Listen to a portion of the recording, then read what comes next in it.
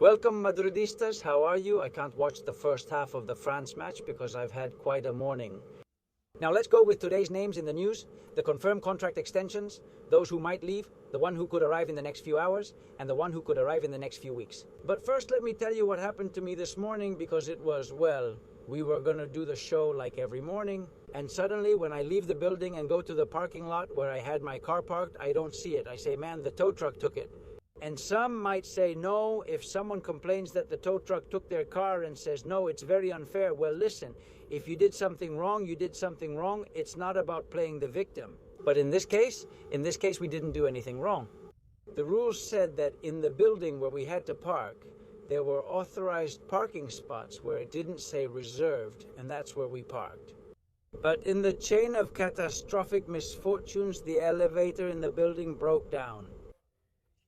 Therefore, we had to walk up the 5 floors, climbing stairs, and we said, hey, let's park as close as possible to the fifth floor so we don't have to climb so much. And on that 5th floor, it turned out there were spaces available where it didn't say they were reserved, but it happened that some construction work was about to start and we hadn't been notified. In this country, people often act first and ask questions later, or just apologize without asking at all. In any case, because the United States is wonderful for many things, but for others, well, anyway, so we didn't have a car, right? I had to come all the way here, to the middle of nowhere, as the Mexicans say, to finally pick up my car, as they say here too, and go back to the building and miss the first half of France's match that I wanted to watch. But anyway, I won't tell you more about my life. This is just an anecdote from this road trip, from this adventure we're having here. In the special coverage, the 2026 World Cup. Well, Bernardo Silva's situation will be confirmed in the next few hours, and since Portugal is debuting tomorrow, of course they'll say it's to destabilize Portugal, right? Jokes aside, it looks like everything is already signed. This is news from a few days ago, but Cucurella's confirmation came first, even though it started later and finished earlier, right? And in this case, well, they'll tell you. Well, here. Here it's not really worth telling because it doesn't matter, but in the Spanish national team, if you have to look for someone to blame for the bad debut, it turns out it was Real Madrid. Seriously, some people have actually said that Victor Lozano, he actually wrote that guy. And people started telling him, hey, look, I just sent Victor Lozano a tweet and told him, man, there's no way to help you anymore. Because I don't know, there are people who write things just to get attention. I think that's a really bad strategy on a personal level because people are going to think you're an idiot. I mean, no. Don't promote it. If you already have that problem, then don't promote it, right? Don't promote it. But it's just unbelievable. Well, anyway, they won't say this about Bernardo Silva. It's the same thing they might say now about Germany, right? Rüdiger's contract renewal will also be to destabilize Germany. Well, it turns out that Rüdiger has renewed, just as we already knew was going to happen. And at the same time, I don't know whose spot he's taking. At least in the first match, whether it's Schlotterbeck or Jonathan Tah, either Schlotterbeck or Jonathan Tah will replace Rüdiger. Because good old Antonio, well, Nagelsmann still doesn't fully trust his physical condition. Real Madrid trusts him, and I understand that. Fair enough, given that you already have Antonio there and you think he might be useful for another year, but you'll have to keep a close eye on him. I think Mourinho is going to take good care of him, so he doesn't have that overload of matches he's had in recent seasons, which is why he's been getting injured so much. We're happy that Rüdiger is here because he also fits perfectly into the locker room that Mourinho is going to create. And today there's talk about Schlotterbeck, and that move could materialize this summer. I think he's a very good center-back. The other day he scored a goal in Germany's big win over Curaçao. And well, since we need one more, and they say that Ruben Diaz is becoming less likely for Real Madrid, I think the German option is the clearest one. And then there's also what I just heard about Fran Garcia, who would be the one left out at left back, because it's impossible to sell Mendy since he's injured. They signed Cucurella, now it's between Carreras and Fran Garcia.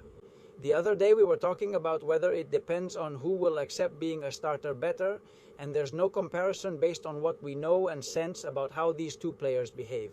In that case, the one who should leave is Carreras. Because we understand that he would handle being a substitute worse, although Mourinho doesn't mess around. I mean, he's not like our other coach in that sense, and this one would make things very clear to him. It looks like that's how it will be, since Fran Garcia is the one leaving. But the thing is that Carreras was signed last year for 60 million, so it's very difficult to put him on the market this summer, and even less likely to loan him out or do something like that. So it seems that, as Alberto Pereiro on Onda Cero, he's going to be the one who leaves. So we've already mentioned 4 names here: Bernardo Silva, Fran Garcia, Rüdiger, Schlotterbeck. And the last name is Boadí, Ayub Boadí, the midfielder who the other day amazed the world. The more hipsterish types in French soccer, like a blonde guy who has been talking about this kid for years, had already discovered him. But the outlet El Debate is reporting that Madrid has been following him for some time and that he could be getting closer. Talking to the representative, with the player's agent, with the player himself, and later with Lille. Actually, the order should be reversed. First the club. But you know how things work in football, to bring him in this summer and the kid would be thrilled. But we have the problem of Arsenal and Paris Saint-PSG. And especially PSG, as always, when it's a French player. Because the Frenchman, even though he plays for Morocco, the Frenchman, the kid, if he stays there, well, that's the more natural outcome. But it seems like PSG always starts out with the advantage, right? We thought the same thing back in the day about Aurélien Tchouaméni, but he chose Real Madrid from Monaco, even though PSG was also after Aurélien. Well, yes, if Florentino manages to get Schlotterbeck and Boadí, it would be a historic summer, absolutely historic. Especially because you sign what the coach wants and in the key positions finally, right? Because that guy, PSG, Boadí, he looks really promising. I would even sign another midfielder, maybe someone with a lower profile, not so expensive, right? But this guy, and because of his role as a defensive midfielder, I think we need him. He's perfectly compatible with Aurélien Tchouaméni, especially because Madrid needs to have 2 players in that position, not just one. If one gets injured, what do you do?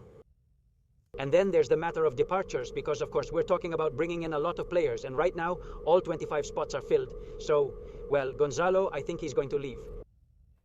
Of course, Ceballos, let's see what happens with Brahim, let's see what happens with Camavinga and so on.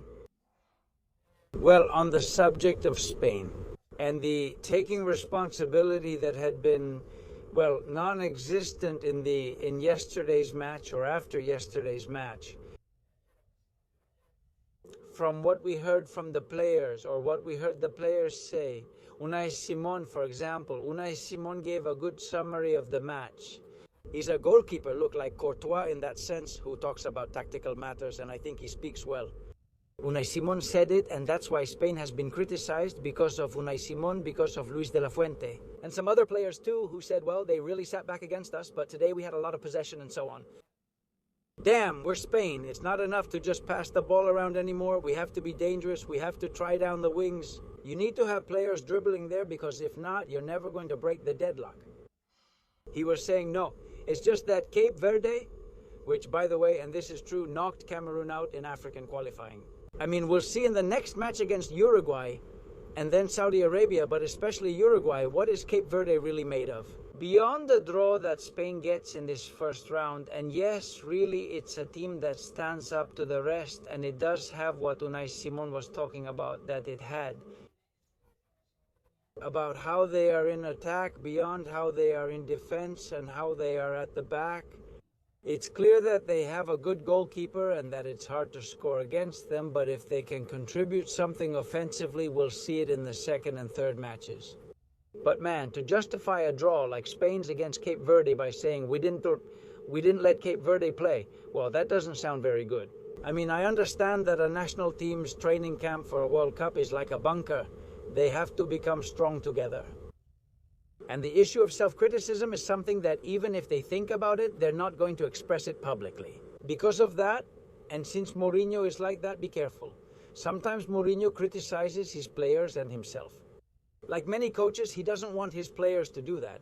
Either way, it's discussed privately in the locker room. And we can understand it, both at Madrid and at the rest of the clubs, and of course in national teams, in short tournaments like a World Cup.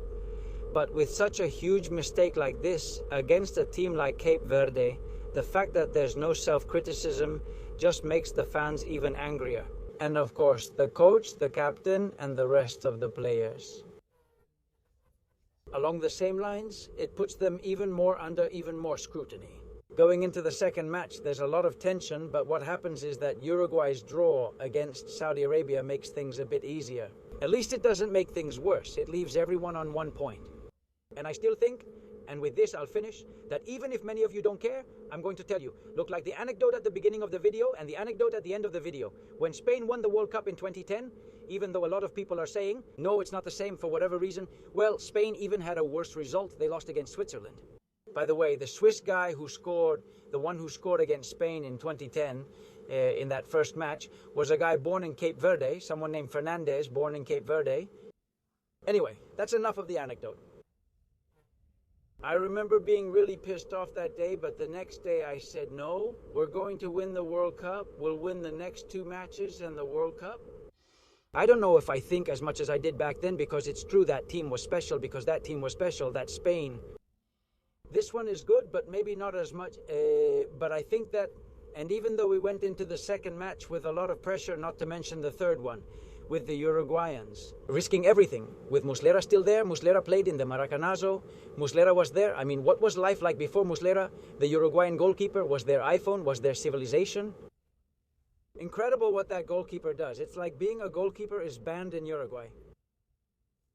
Then, the third match could be horrible, but I think Spain is going to win these next 2, even though we've put a ridiculous amount of pressure on ourselves.